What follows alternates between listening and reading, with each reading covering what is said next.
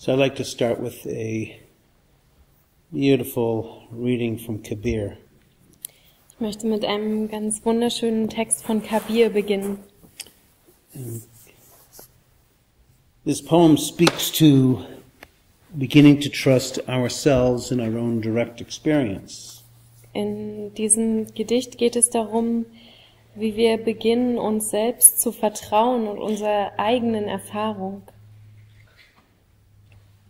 So it says, are you looking for me? Are you looking for me? I am in the next seat and my shoulder is against yours. But you'll not find me in the stupas nor in the Indian shrine rooms. You won't find me in synagogues, cathedrals, not in the masses nor in the kirtans. You won't find me if you have your legs around your own neck. You won't find me in Berlin nor in Frankfurt. You'll not find me if I ate nothing but vegetables. But if you really, really, really look for me, you will see me instantly.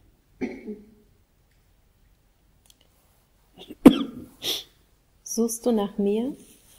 Ich bin im Sitz nebenan, Schulter an Schulter mit dir.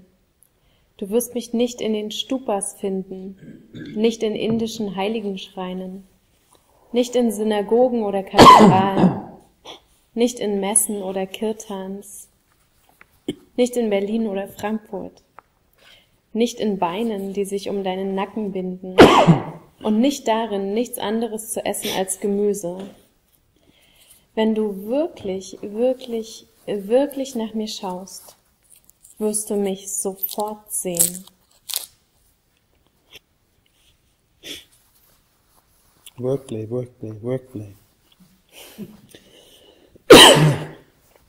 If you really, really look for me, you will see me instantly. Wenn du wirklich nach mir schaust, wirst du mich sofort sehen. But you won't find me in the shrine rooms, you won't find me in any other place. Aber du wirst mich nicht in den heiligen Schreinen finden oder an irgendeinem anderen Ort.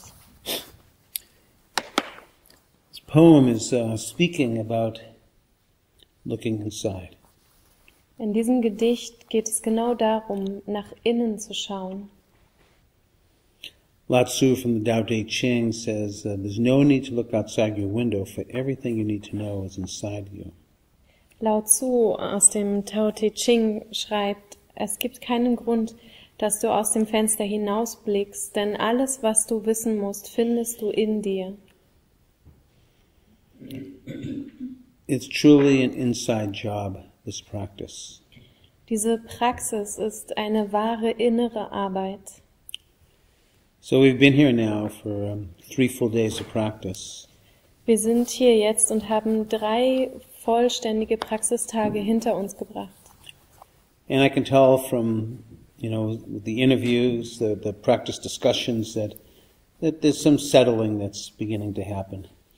Und aus den Praxisgesprächen kann ich sagen, dass so langsam ein zur Ruhe kommen sich einstellt. Beginning to meet our pain and beginning to open to it, to learn from it.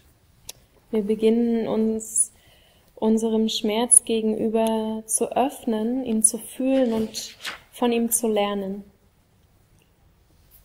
It is said that the shamans of old, that they would travel with those that were troubled or sick or had challenges, that they would travel with them to their hells and back.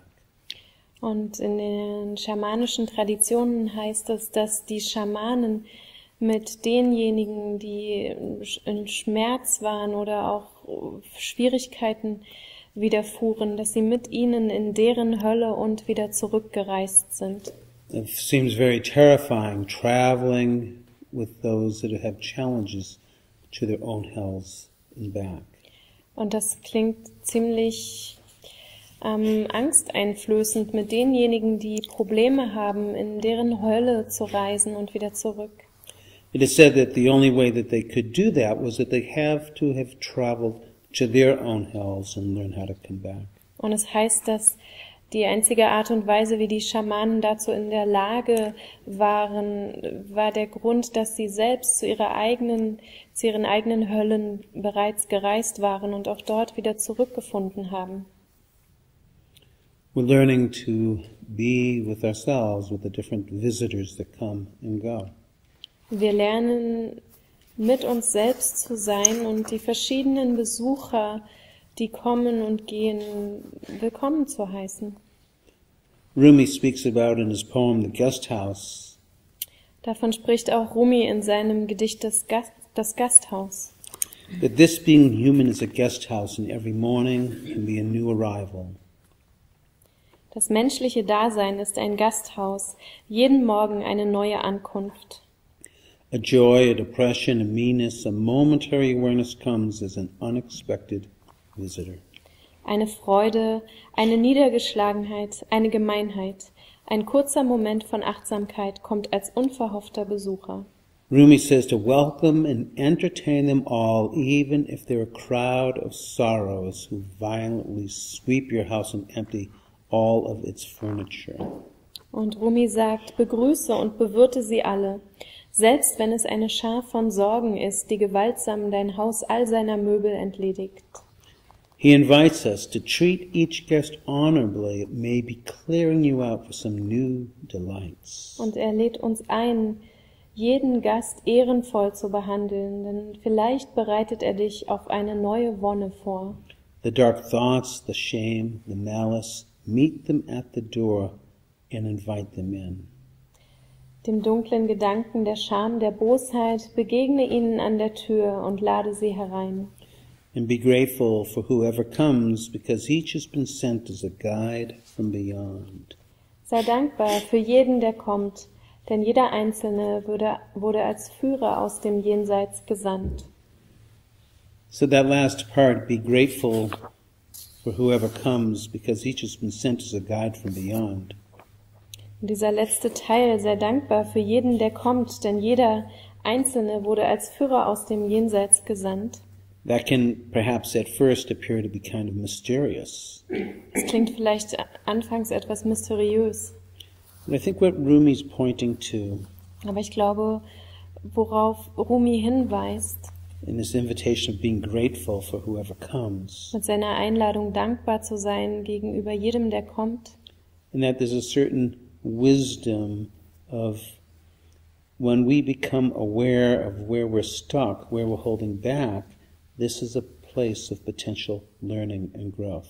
Ist, dass es da eine gewisse Weisheit gibt darin, dass wenn wir uns bewusst werden und uns die Orte und Plätze in uns auffallen, wo wir uns immer wieder verfangen und stecken bleiben, dann gibt es da für uns etwas zu lernen und eine Weisheit zu entdecken. Revealing places that we can open into our heart. Und es offenbart uns Plätze in uns, in denen wir uns öffnen können, unser Herz öffnen können. It's said at times that I trust a number of you are familiar with loving kindness meditation, metta. Ich vermute, einige von euch sind bereits vertraut mit der Meditation der liebenden Güte, der Metta-Meditation. You know, it's a really beautiful practice, opening the heart, spreading love to yourself, to others, to all beings, here and everywhere. Und es ist eine ganz wunderschöne Praxis, sein Herz zu öffnen, dir selbst gegenüber, anderen gegenüber und allen Wesen, hier und überall. You're all laughing. Why are you laughing? Warum lacht ihr denn da alle so? Because it brings up a lot of shit, doesn't it? Weil es auch eine ganze Menge Scheiß aufbringt, nicht wahr? In my early years, I used to call it the hating kindness meditation. In meinen Anfangsjahren habe ich es immer die hassende Güte-Meditation genannt. Because the invitation, of course, is to open the heart and have all this love, and what comes up is all my resentment and anger. Und die Einladung ist ja, mein Herz zu öffnen und diese ganze Liebe zu spüren, aber das, was sich mir zeigt, ist mein ganzer Ärger. Each has been sent as a guide from beyond. Aber jeder wurde gesandt als Führer aus dem Jenseits, to show us, perhaps even with terrifying clarity, where we are stuck. um uns vielleicht mit erschreckender Klarheit zu zeigen, wo wir festhängen, Where we are holding back. wo wir zurückhalten. If we understand it in this way, we will grow wiser because we begin to look at these places that are unacknowledged. Und wenn wir auf diese Art und Weise daraus lernen können und es so halten können, dann werden wir weiser werden, weil wir diese Orte in uns nicht leugnen, sondern sie anerkennen können. So sometime you'll have to tell me why you were laughing. Irgendwann müsst ihr mir nochmal sagen, warum ihr gelacht habt. Was that it, though? Lag's Knowing daran? that it brings up stuff? Einfach das Wissen, dass da eine ganze Menge hochkommt? You spoke so annoyed. Oh, Your I tone of voice is like... Oh, really? Was it no? Ah, wirklich? That's that's interesting. I heard it too. That perception, because I didn't. My inner experience, there was no annoyance whatsoever. Das ist ganz interessant, denn in meiner inneren Erfahrung war da gar kein Genervtsein. You got it.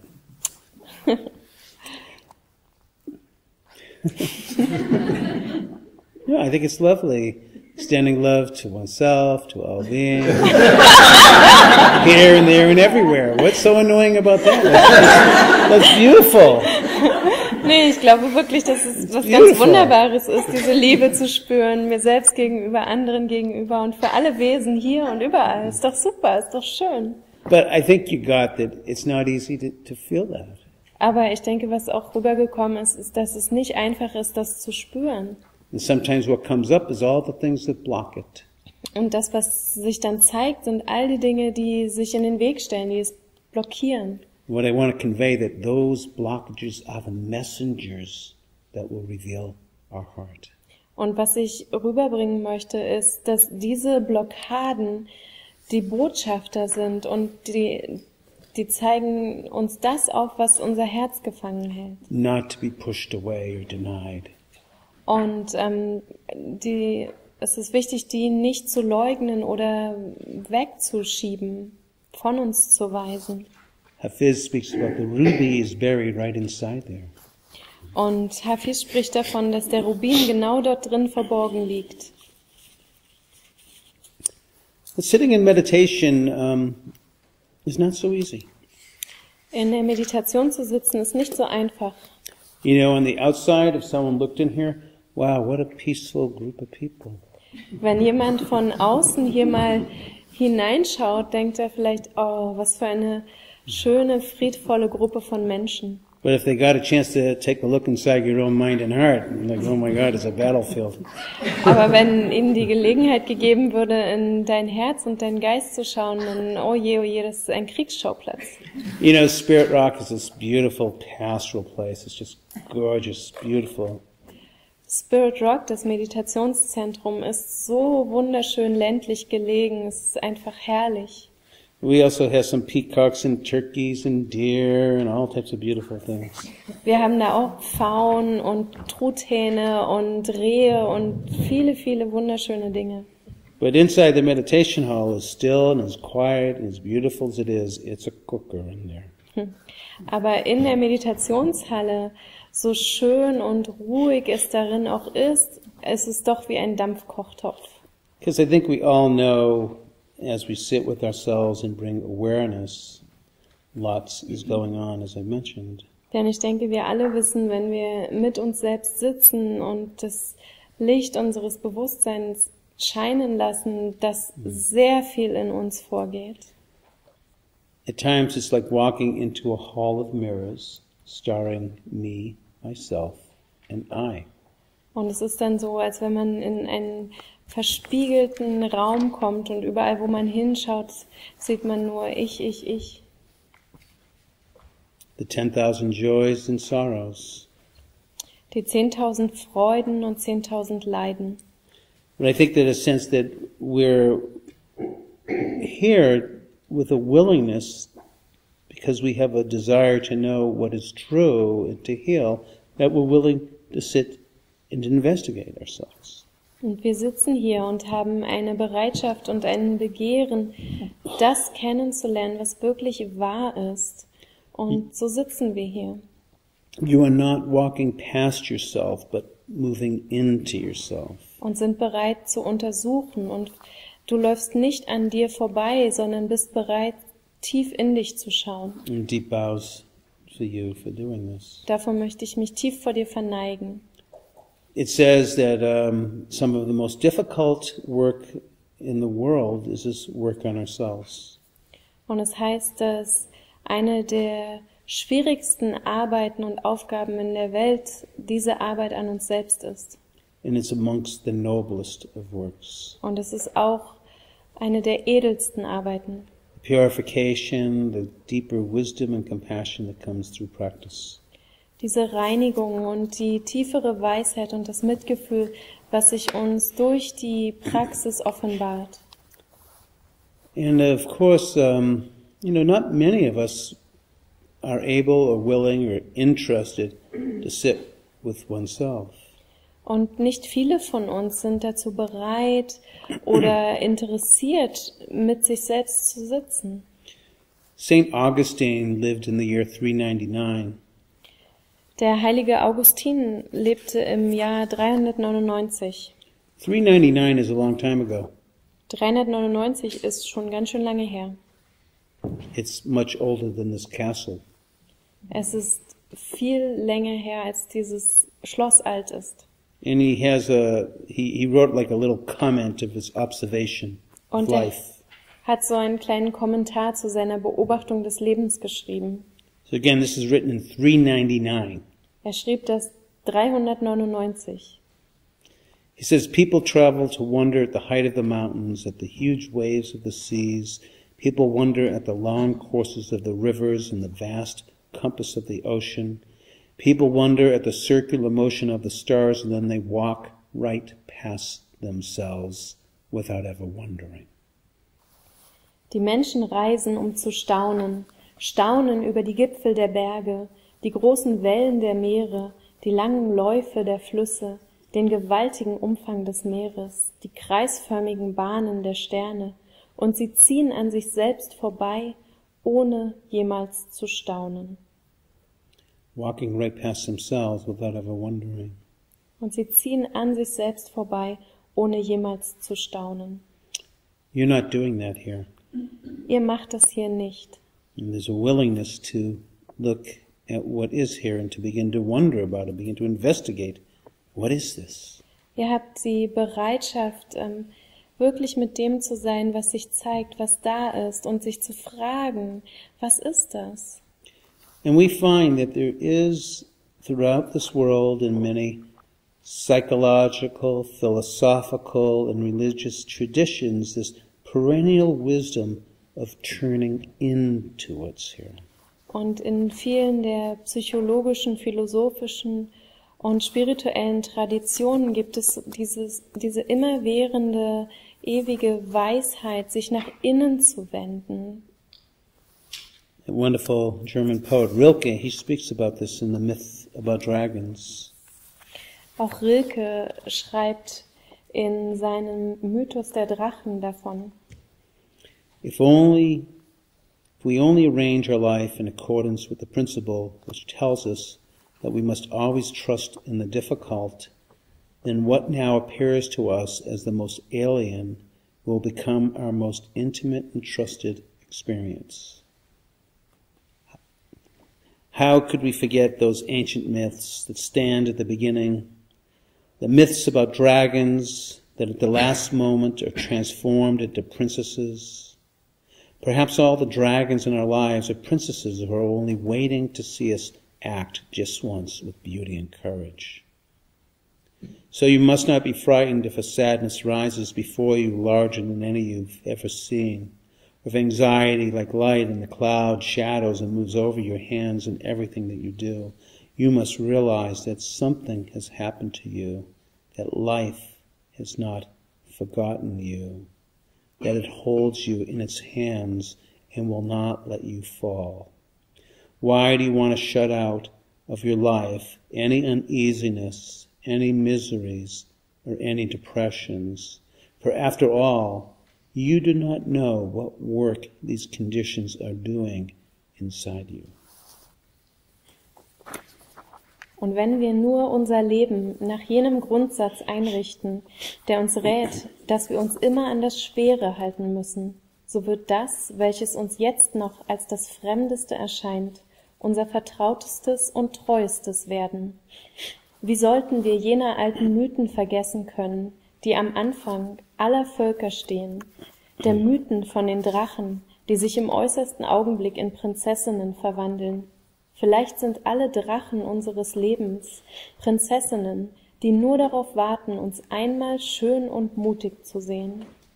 Du darfst nicht erschrecken, wenn eine Traurigkeit vor dir sich aufhebt, so groß, wie du noch keine gesehen hast, wenn eine Unruhe wie Licht und Wolkenschatten über deine Hände geht und über all dein Tun.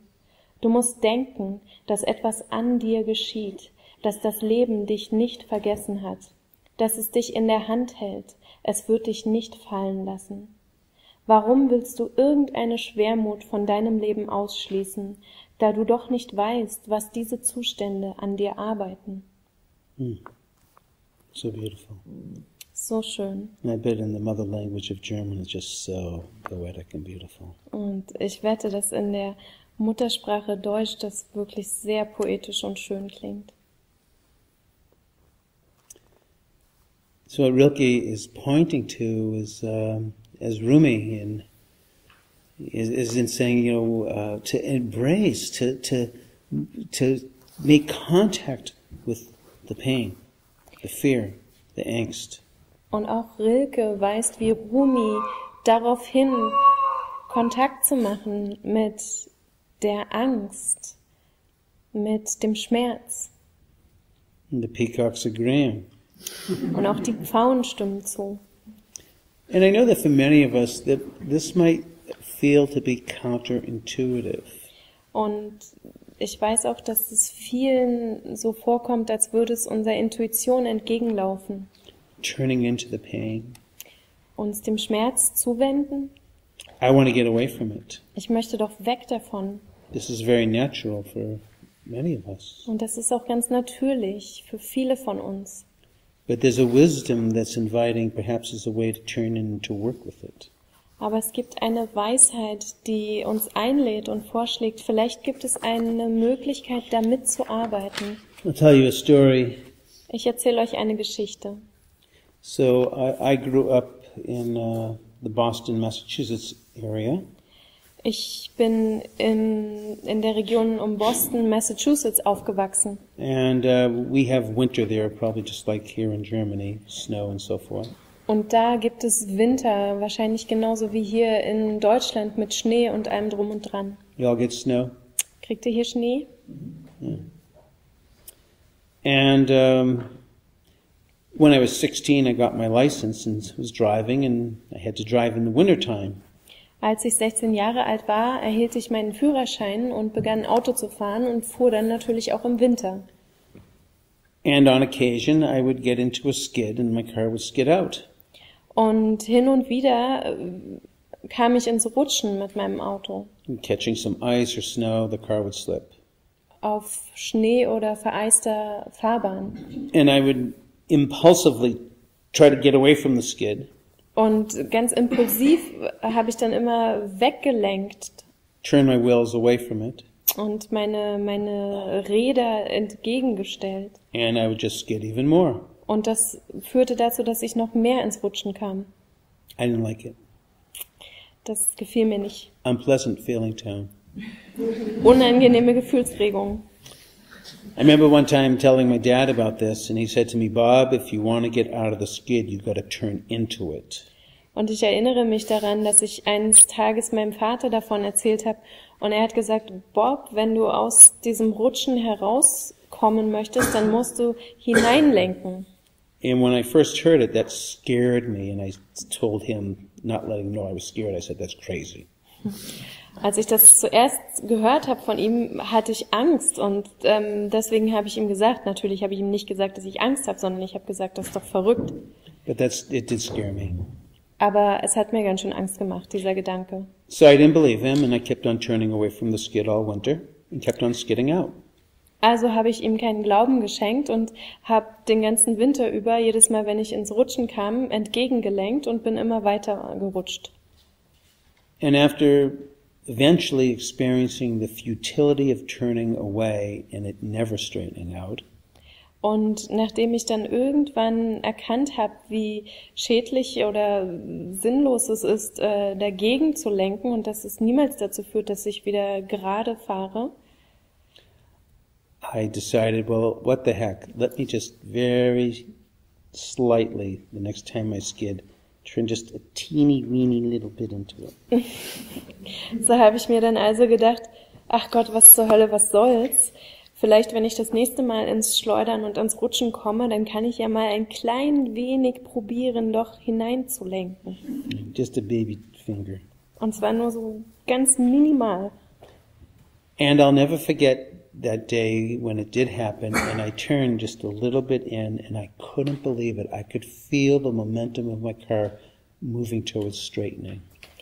Und ich werde diesen Tag niemals vergessen, als ich mich also gewagt habe, das zu machen und da hineinzulenken, wie ich sofort gemerkt habe, dass mein Auto die Räder wieder gerade gestellt hat.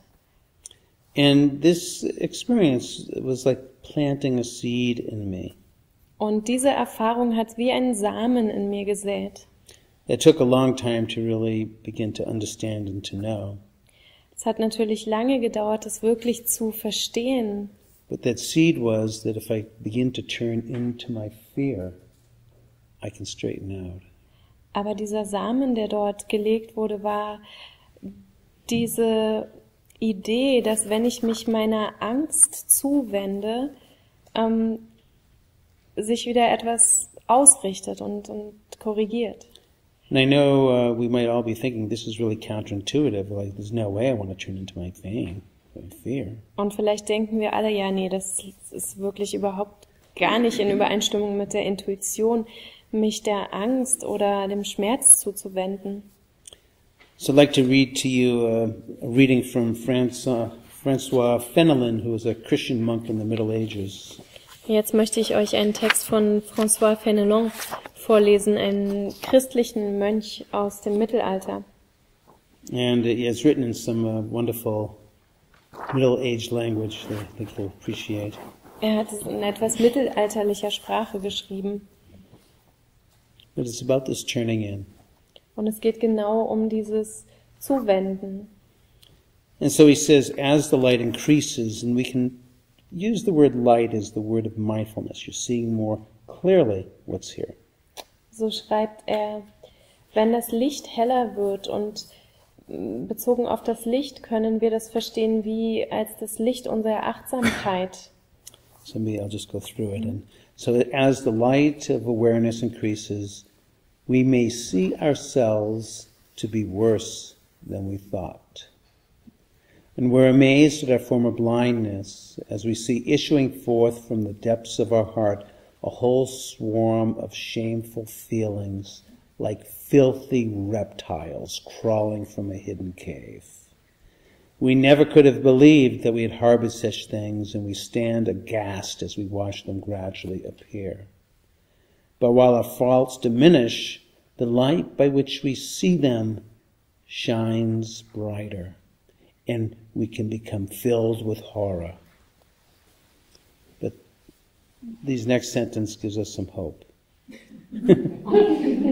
After the filthy reptiles, he says, bear in mind for your comfort, we only perceive the malady when the cure begins. Bear in mind for your comfort, we only perceive the malady when the cure begins. Very beautiful. Wenn das Licht unseres Bewusstseins heller wird, finden wir uns selbst in einem schlimmeren Zustand vor, als wir dachten. Wir sind über unsere bisherige Blindheit erstaunt, während wir aus der Tiefe unseres Herzens einen ganzen Schwarm schamhafter Gefühle aufsteigen sehen, die hinauskrabbeln wie schmutzige Reptilien aus ihren versteckten Höhlen. Niemals hätten wir gedacht, dass wir solchen Dingen Unterschlupf gewähren und wir sind zutiefst bestürzt, während wir ihr schrittweises Auftauchen beobachten. Aber während unsere Schuld geringer wird, wird das Licht, durch das wir sie sehen, heller und wir sind angefüllt mit Schrecken. Und der nächste Satz gibt uns jetzt etwas Hoffnung nach all den schmutzigen, krabbelnden Reptilien. Erinnere dich daran, zu deiner Beruhigung, dass wir das Übel erst erkennen, sobald Heilung geschieht. Erinnere dich daran, zu deiner Beruhigung, dass wir das Übel erst erkennen, sobald Heilung geschieht. Bear in mind for your comfort, when we perceive the malady, the cure begins. Erinnere dich daran, zu deiner Beruhigung, dass wir das Übel erst erkennen, sobald Heilung geschieht. So yes, in times this may feel paradoxical. Und ja, es kann uns vielleicht vorkommen wie ein Paradox. Counterintuitive. Und als wenn es gegen unsere Intuition läuft. Turning into my pain and finding my heart. Mich meinem Schmerz zuzuwenden und dabei mein Herz zu finden. So this next reading comes from Jennifer Wellwood. Dieser nächste Text kommt von Jennifer Wellwood. It's called Unconditional. Und es heißt bedingungslos. And this is a description of turning into the pain and finding the heart. Und dies ist eine Beschreibung dieses sich dem Schmerzen zuwenden und das Herz finden. So she writes, willing to experience aloneness, I discover connection everywhere.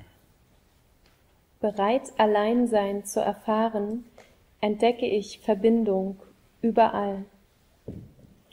Turning to face my fears, I meet the warrior who lives within.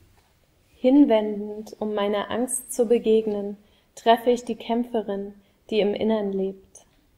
Opening to my loss, I gain the embrace of the universe. Mich meinem Verlust öffnend, erhalte ich die Umarmung des Universums. Surrendering into emptiness, I find fullness without end.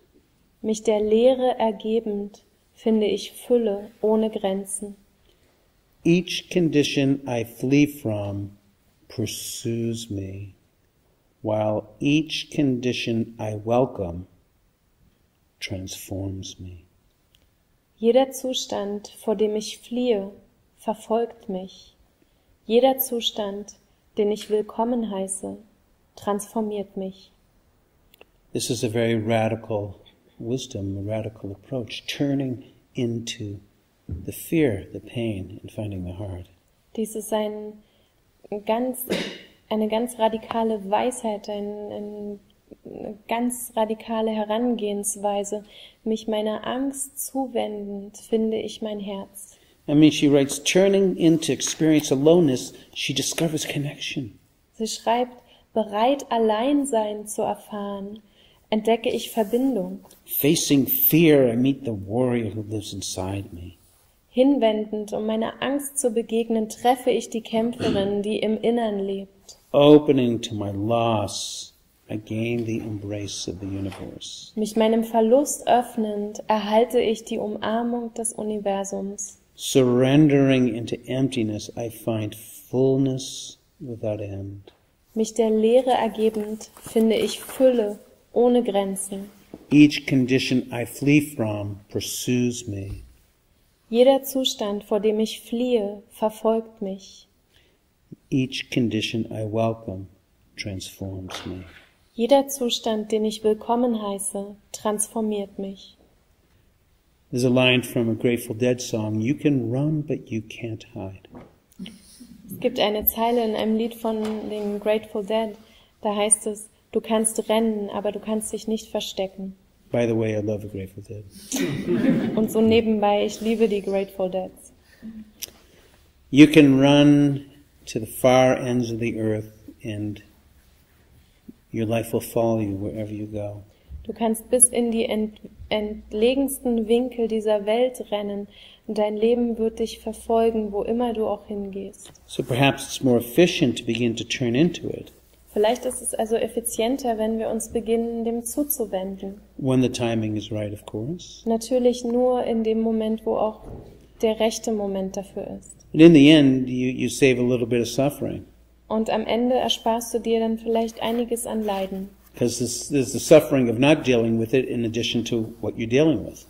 Denn es gibt das Leiden, nicht damit umzugehen, plus das Leiden, damit umzugehen. So Franz Kafka, he says it like this. Franz Kafka sagt das wie folgt. He says you can hold back from suffering of the world and you have permission to do so, and perhaps it's in accordance with your nature, but perhaps this very holding back is the one suffering you could have avoided. Er sagt, man kann sich vom Leiden der Welt fernhalten, das liegt im eigenen Ermessen und es sei dir gestattet, und vielleicht entspricht es auch deiner Natur. Aber vielleicht ist es genau dieses Zurückhalten, das einzige Leiden, das sich vermeiden ließe.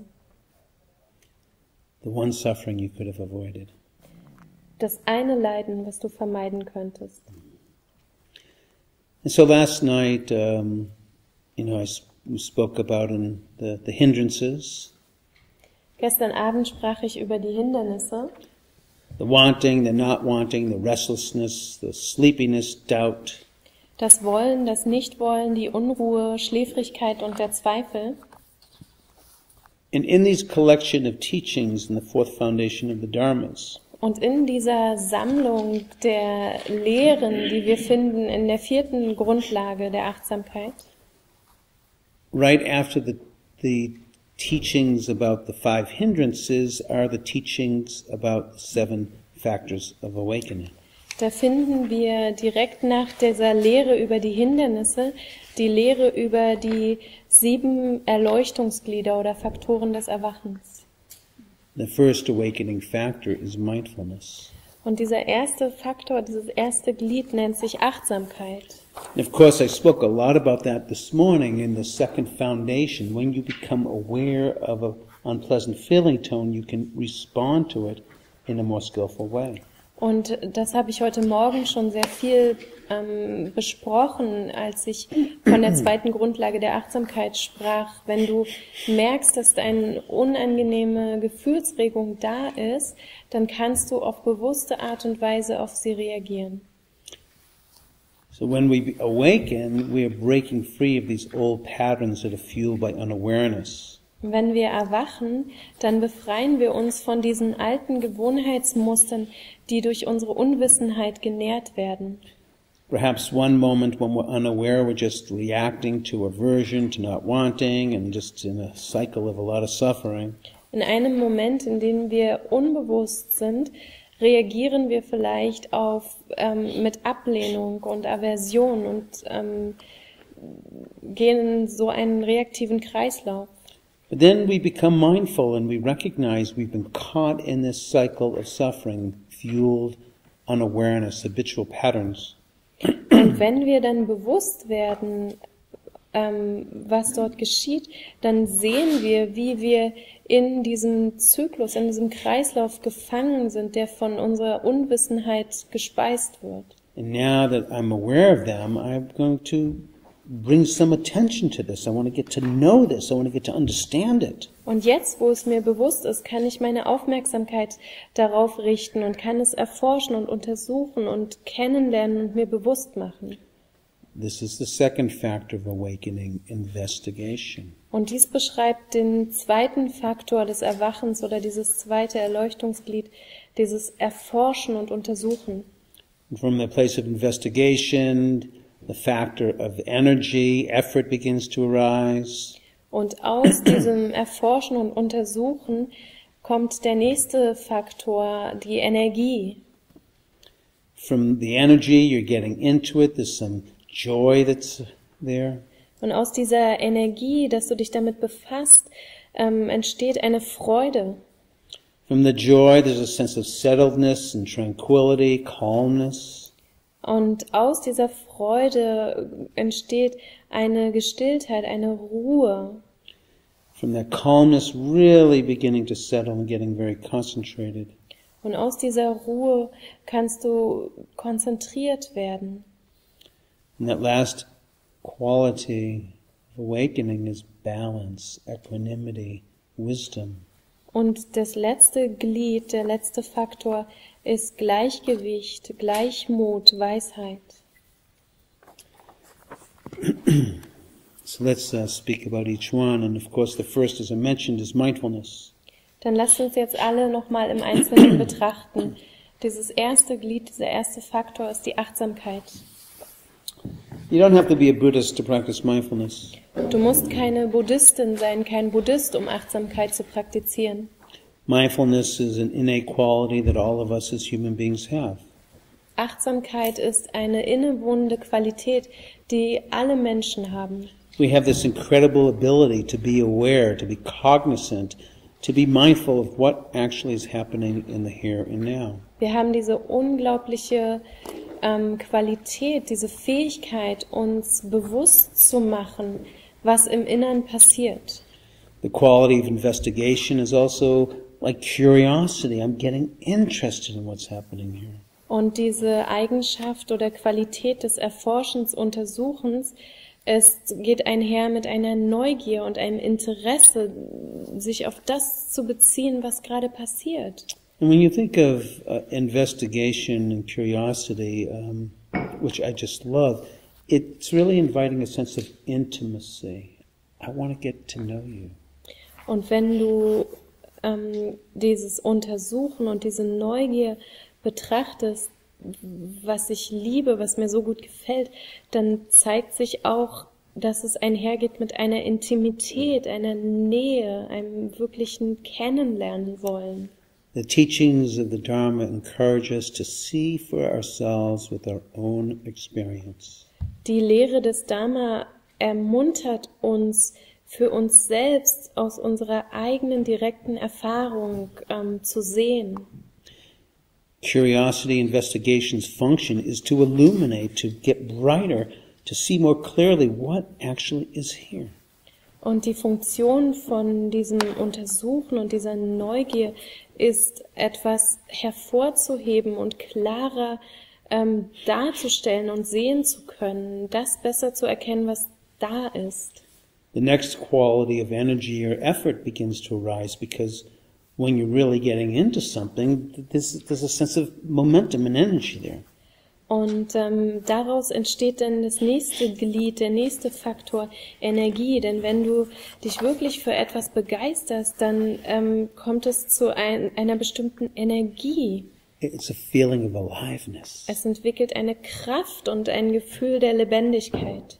And because you're into it and you're alive and you want to know, the quality of joy begins to arise. Und weil du dich damit befasst und du fühlst dich lebendig dabei und begeisterst dich dafür, dann kommt eine Freude, die damit einhergeht. It's energizing. Es energetisiert dich. Joy, satisfaction, happiness arise. Freude, Befriedigung, Glück entstehen. In the Dharma, they speak about 5 types of joys. Und im Dharma werden 5 Arten von Glück beschrieben. There's hair-raising joy. Da ist eine Freude, die dir die Haare zu Berge stehen lässt. There's like a lightning bolt, a rush of joy. Dann gibt es eine Freude, die dich wie so ein Blitz durchfährt. There's joy that comes in waves. Und es gibt Freude, die kommt so wellenartig. It's uplifting. Dann gibt es eine Freude, die erhebend ist. There's a quality that's like pervading joy. Und dann hat sie auch eine Eigenschaft, die ist so durchdringend. And I trust that we've all had experiences like this when we're really into something, the happiness that grows. Und ich vertraue darauf, dass wir alle schon solche Erfahrungen gemacht haben und sehen können, dass wenn wir uns für etwas begeistert, wie die Freude in uns anwächst. And because of that happiness, we begin to get calmer and tranquil, serene. Und aufgrund dieser Freude werden wir dann gelassener und ruhiger und still. Happy, Einfach with ease.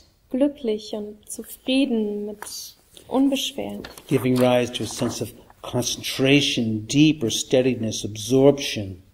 Und das wiederum führt zu einer Konzentration, einer Sammlung, einer Stille und einer Versenkung. It's effortlessly. It's just there. Und es geschieht mühelos, es tritt einfach ein. Becoming at one with the object. Und du wirst eins mit dem Objekt. The last quality is the sense of balance, equanimity. Und die letzte Qualität ist dieses Gefühl des Gleichgewichts, des Gleichmutes. This is the culmination of all of the other factors of wisdom. Und darauf laufen all diese anderen Faktoren zu, diese Weisheit. Equanimity offers a way to have a wider perspective of what's here. Und Gleichmut ermöglicht uns eine breitere Perspektive einzunehmen, bezogen auf das, was wir sehen, was sich uns zeigt. You know that there's going to be ups and downs, but you're less caught. Du weißt, es gibt Höhen und Tiefen, aber du bist weniger davon gefangen genommen. And it's important to know that equanimity is not complacency or resignation. Und es ist auch wichtig zu wissen, dass dieser Gleichmut nicht gleichzusetzen ist mit einer Gleichgültigkeit oder einer Resignation. It's a wisdom. Sondern es ist eine Weisheit. It's an understanding of change. Ein Verstehen um den Wandel. It's an understanding that has lessened our grasping and aversion. Ein Verstehen, was unser Greifen, Anhaften und unser Ablehnen, unsere Aversion mindert. And seeing more clearly into the nature of things. Und uns ermöglicht, klarer in die Natur aller Dinge zu schauen. These awakening factors create conditions within us to lessen our suffering. Diese Faktoren des Erwachens schaffen Bedingungen in uns, die unser Leiden mildern. When we speak about lessening our suffering, we're speaking about lessening our clinging, our aversion, our unawareness that enslaves the heart. Und wenn wir von diesen Mindern oder Mildern des Leidens sprechen, dann sprechen wir davon, dass unser Haben wollen, unsere Begierde, unsere Aversion und Ablehnung und unsere Unwissenheit abnimmt, die unsere Herzen befängt. And so we can use these awakening factors, and I trust they are actually already arising inside you. Und wir können uns dieser Erleuchtungsfaktoren bedienen und ich vertraue darauf, dass sie in dir sich bereits entwickeln und auftauchen. Because I trust, I've heard this as well in our practice discussions of becoming aware of where you got caught and then bringing your awareness and investigation to it. Und auch dies habe ich in den Einzelgesprächen schon gehört, dieses Bewusstsein darüber zu sehen, wo wir uns verfangen und dies dann noch genauer untersuchen zu wollen. And you're wanting to understand it more, that sense of intimacy of where I get caught. Und es tiefer verstehen zu wollen, wo ich mich immer wieder verfange und diese Nähe dazu zu haben, das Verständnis. And other awakening factors are supporting, you're getting into it, you're getting happiness, you're getting settled, you're getting concentrated. Und diese anderen Erleuchtungsglieder und Faktoren des Erwachens, die unterstützen es noch. Du begeisterst dich dafür, du fühlst die Freude und fühlst dann eine Sammlung, eine Konzentration und größere Ruhe. You're getting insight, you're getting understanding and what's fueling and driving your pain and feeling more freer. Und es erschließt sich dir eine Einsicht und ein größeres Verstehen diesbezüglich, was diese Muster füttert und nährt, und dadurch wirst du freier. I trust that many of us have applied these factors in places that we've got caught in the retreat that have brought some more understanding. Und ich bin mir ganz sicher, dass viele von uns bereits diese Faktoren genutzt haben, diese Qualitäten in sich ihrer bedient haben, um mit diesen Stellen, mit diesen Orten, an denen wir uns immer wieder verfangen, zu arbeiten und sie besser zu verstehen. There's no coincidence that the factors of awakening in this collection of teachings is right after the hindrances. Und es ist kein Zufall, dass wir diese Lehre über diese 7 Erleuchtungsglieder direkt im Anschluss an die Lehre finden, die sich mit den Hindernissen befasst. And we can apply these factors of awakening to restlessness, to doubt, to any of these hindrances. Denn wir können uns dieser Faktoren bedienen, um mit den Hindernissen zu arbeiten. Or of course, wherever we're grasping on or pushing away or not seeing clearly, these factors can be a wonderful ally to help grow in wisdom. Oder was auch immer es ist, wo wir merken, dass wir irgendwie festhalten und anhaften oder ablehnen oder einfach nicht klar erkennen und sehen können. In diesen Momenten können wir auch wieder diese Erleuchtungsglieder nutzen, diese Qualitäten, um damit zu arbeiten und klarer sehen zu können. So I'll tell you a personal story. Ich erzähle euch eine persönliche Geschichte von mir. Some years ago, I was having a telephone conversation with a hospital administrator about a mindfulness class. Vor ein paar Jahren führte ich ein Telefonat mit einer Krankenhausverwaltungsangestellten und es ging um einen Achtsamkeitskurs. And it wasn't going well. Es lief nicht so gut. I was getting increasingly angry. Und ich wurde immer ärgerlicher. Mr. Mindfulness really pissed off. Herr von und zu Achtsamkeit war wirklich angekotzt. And I looked at my watch and realized that I had to get off the phone because I had to go to the hospital and actually teach a meditation class. Und mit einem Blick auf die Uhr stellte ich dann fest, dass ich das Telefonat schleunigst beendigen sollte, denn ich hatte einen Termin im Krankenhaus, um eine Meditation anzuleiten. And so fortunately, I didn't burn the bridge between us, if you will. That's another figure of speech. Yeah, I know. Zum Glück habe ich es mir nicht ganz versaut in diesem Gespräch mit der anderen Person. And I got off the phone and drove to the hospital. Und habe dann also aufgelegt und bin zum Krankenhaus gefahren. And all the way I was having an unpleasant feeling. Und während der ganzen Fahrt hatte ich also diese unangenehmen Gefühlsregungen. Good translation. And got into the room and invited everybody to meditate and to become mindful of the breathing in and out. Und bin dann also in dem Raum angekommen und habe alle eingeladen, sich hinzusetzen und zu meditieren, die Aufmerksamkeit aufs Ein- und Ausatmen zu richten. And everyone began the practice, and so did I. Und alle begannen zu praktizieren und ich auch.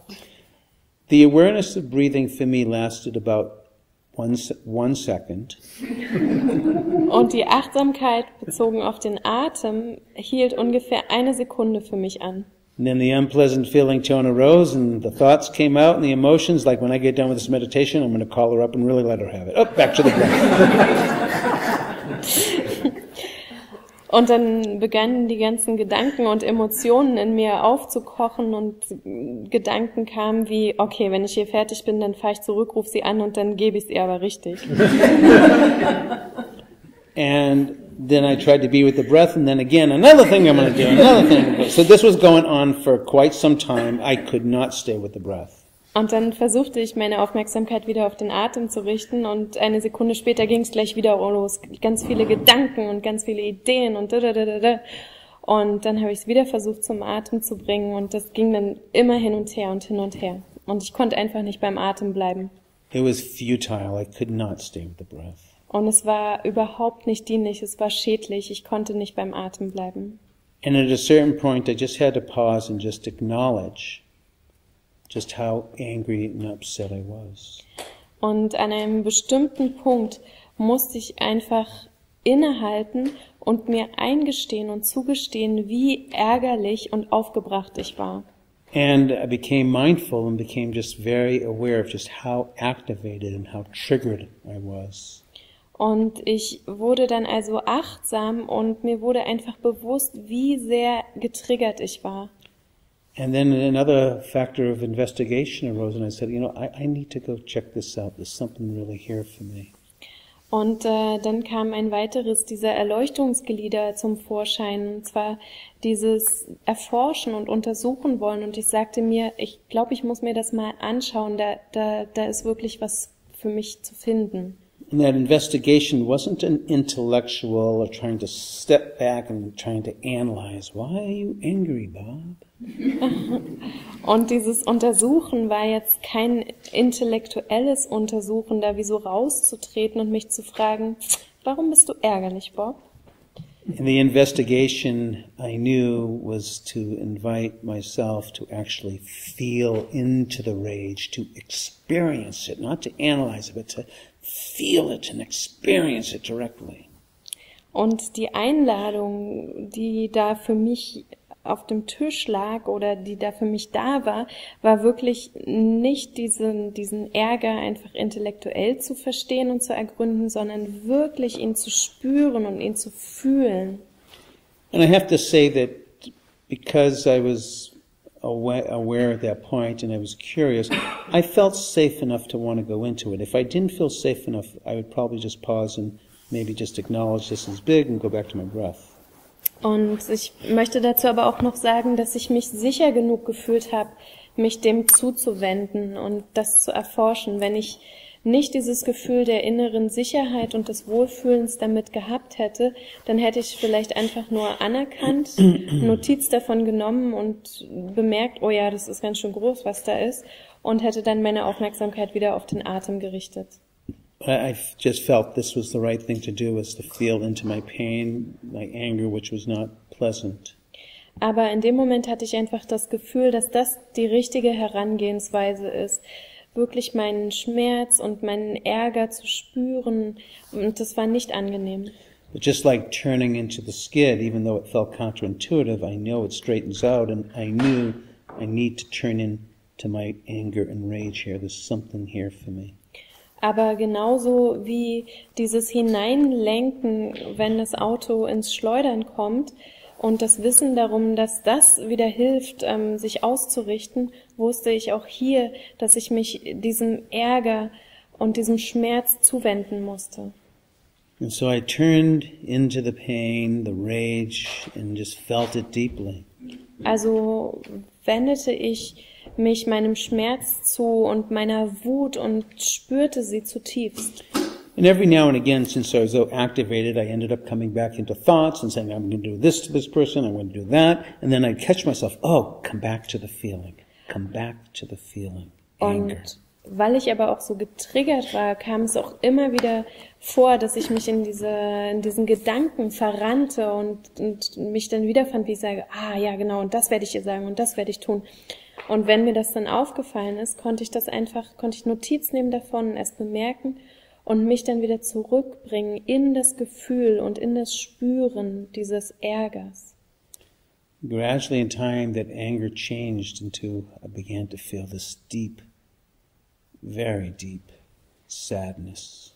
Und nach einer Weile wandelte sich dieser Ärger und diese Wut und ich begann diese tiefe, sehr, sehr tiefe Traurigkeit zu spüren. It was the sadness of not being understood, not being seen. Und es war diese Traurigkeit des nicht verstanden werdens und des nicht gesehen werdens. It opened up such a familiar pain through so many years of my life of somehow not being met, not being seen, not being understood, so painful. Und es erschloss sich mir dieser sehr, sehr vertraute Schmerz, den ich schon mein ganzes Leben lang kannte, dass ich in gewisser Weise nicht gesehen werde, nicht verstanden werde, dass mir nicht begegnet wird. Sehr, sehr schmerzhaft. And as I stayed with the deep sadness, an insight gradually rose within me. Und als ich dann mit dieser Traurigkeit war und bei ihr blieb, kam auf einmal eine Einsicht. This recognition of how I have for so many years left myself searching for recognition outside of me. Und diese Einsicht bestand darin, so klar zu sehen, wie viele Jahre lang ich mich selbst im Stich und zurückgelassen habe und diese Anerkennung außerhalb von mir gesucht habe. I began to realize that if I wanted recognition, I needed to recognize my own heart. Und mir wurde klar, dass wenn ich eine Anerkennung haben möchte, dass es dann erfordert, dass ich mein eigenes Herz anerkenne. How that I just looked outside of myself for recognition, never recognizing my own self. Wie ich immer für diese Anerkennung nach außen geschaut habe und sie mir nie selbst gegeben habe. Gradually the meditation came to the end and I rang the bell and I drove home. Und dann kam die Meditation langsam zu ihrem Abschluss und ich ließ die Zimbeln erklingen, fuhr dann wieder nach Hause. And as I drove home, I realized that there was no phone call to be made to that administrator. Und als ich nach Hause fuhr, wurde mir klar, dass es keines weiteren Telefonats mit dieser Verwaltungsangestellten bedarf. My anger, my sadness were completely gone at those moments. Mein Ärger, meine Traurigkeit waren in diesem Moment komplett weg. There's a sense of settledness and clarity and some peace. Und an ihrer Stelle war so eine Ruhe, ein Gesetztsein, eine Klarheit und ein Frieden. And I even realized that, the hospital administrator wasn't so out of line. It was me, this activation that causes profound pain. Und dann fiel mir auch auf, dass diese Verwaltungsangestellte gar nicht so sehr neben der Spur lag, sondern dass es einfach auch in mir so viel gab, was da angesprungen ist und getriggert wurde. So you can see these factors of awakening naturally begin to arise. I'm aware, I begin to want to know about it more, and these qualities arise to support insight. Und so können wir sehen, wie diese Faktoren des Erwachens, diese Erleuchtungsglieder in uns stark werden und auftauchen und wir werden uns bewusst und wir möchten untersuchen und beginnen klarer zu sehen und Einsicht entwickelt sich. So that's why Hafiz says there's a ruby buried inside here.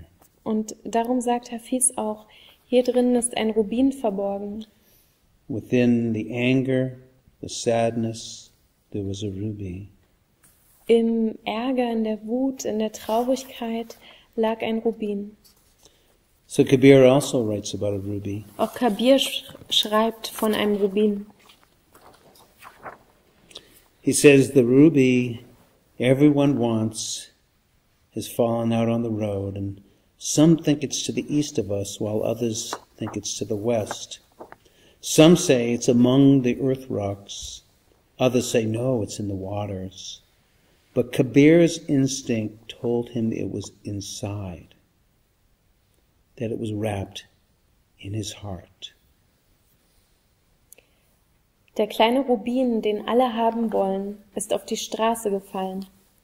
Manche meinen, er sei östlich von uns. Andere meinen, er sei westlich.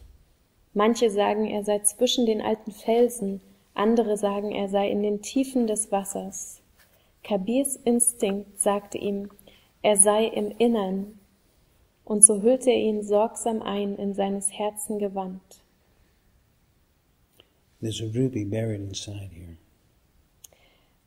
Hier drin liegt ein Rubin verborgen. So just a few moments breathing in and out. I know it's been a little bit longer tonight of talking. Und dann nehmen wir uns einen Moment und atmen ein und aus. Es ist mir bewusst, dass der Vortrag heute etwas länger ging.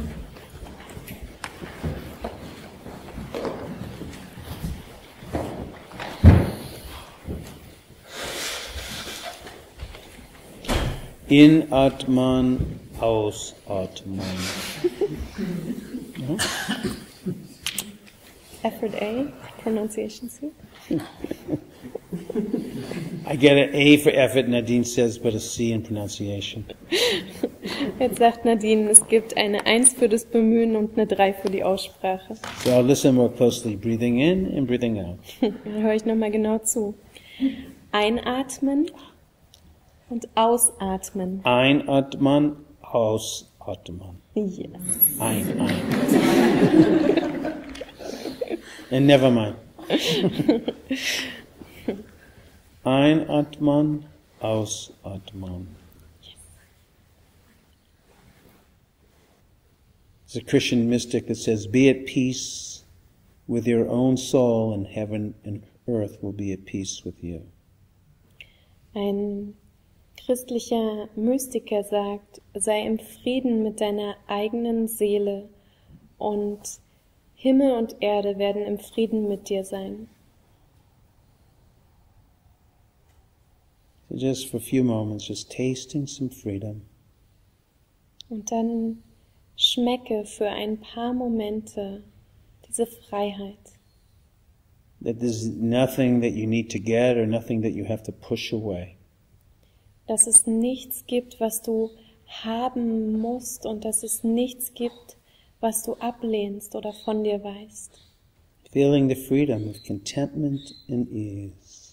Spüre diese Freiheit, die einhergehen mit dieser Zufriedenheit und dieser Unbeschwertheit, diesem Wohlbehagen. And the clarity of mind and heart. Und die Klarheit des Herzens und des Geistes.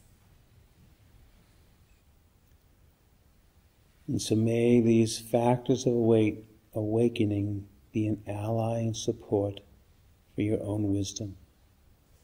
Mögen diese Faktoren des Erwachens Unterstützer sein für deine eigene Weisheit. Mögen alle Wesen in Frieden sein. May all beings be at peace.